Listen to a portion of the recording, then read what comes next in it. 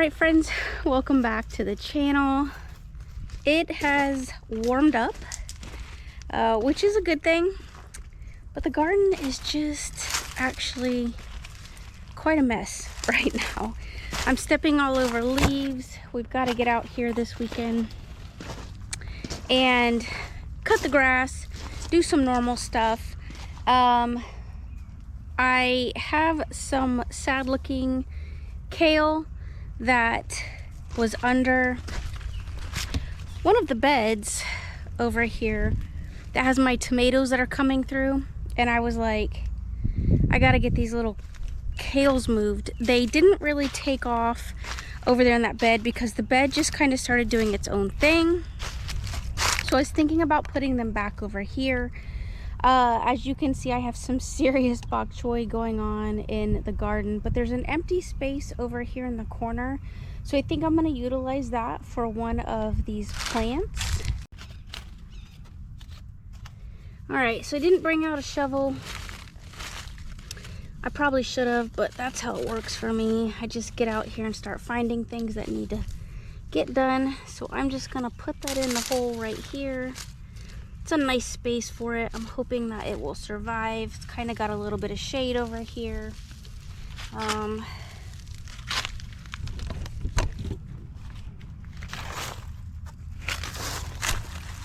think I'm going to put one right here as well.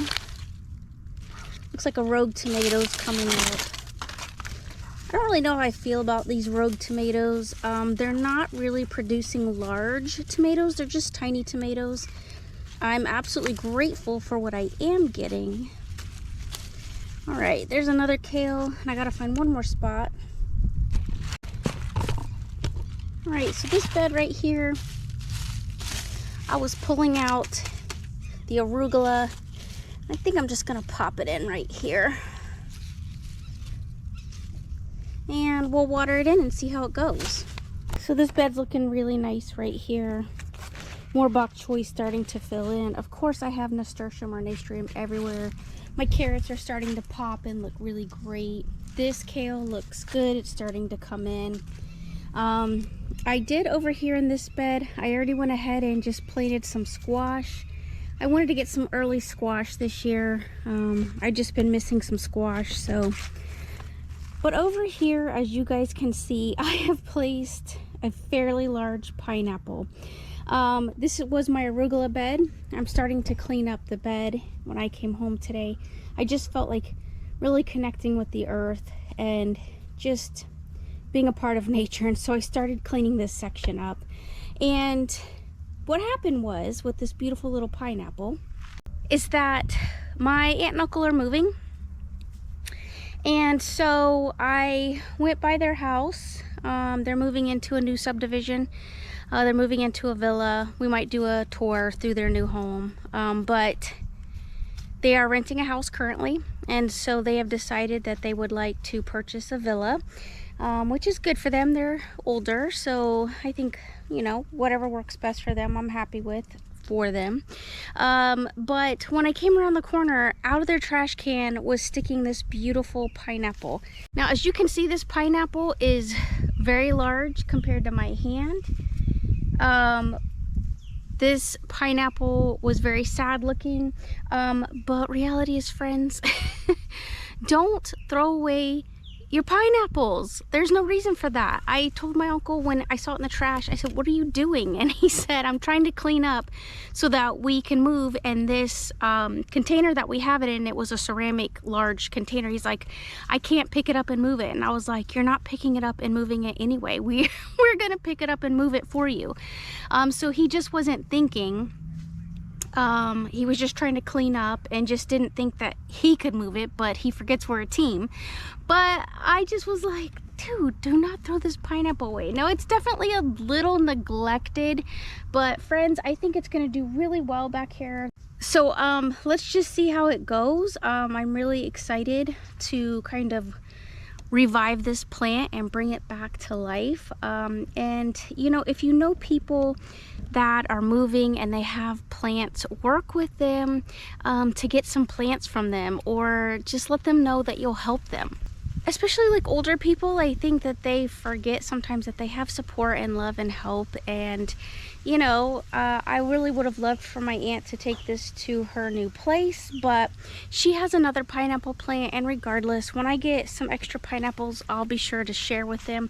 Pineapples do take, you know, about 2 years to come through, but this one is a well-established pineapple. And you know, a little trick to pineapples, in case you guys didn't know, is you can put an apple on the top of it when they get fairly large and they look like they really need to fruit and they haven't yet. A little trick is just set an apple right in the top there, and it will trick the plant into thinking that it needs to produce. And so do your research on that. You know, don't just listen to what I say. You need to study this on your own.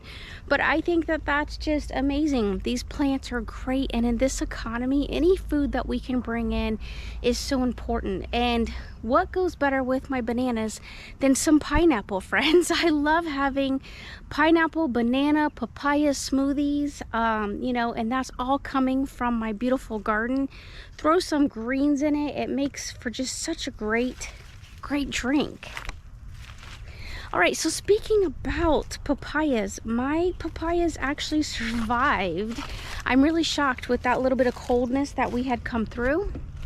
Here's my papayas. They are not blistered or burned, and so they are still running up this tree. I know a lot of people aren't into papayas, but I think they're delicious. They detox the body, they get rid of nasty gunk and worms, and honestly, that's what we need. We don't need no gunk in our body. We need our bodies to be healthy, no parasites, no funk, and we need to be taking in as much of nature as we possibly can from our own backyard.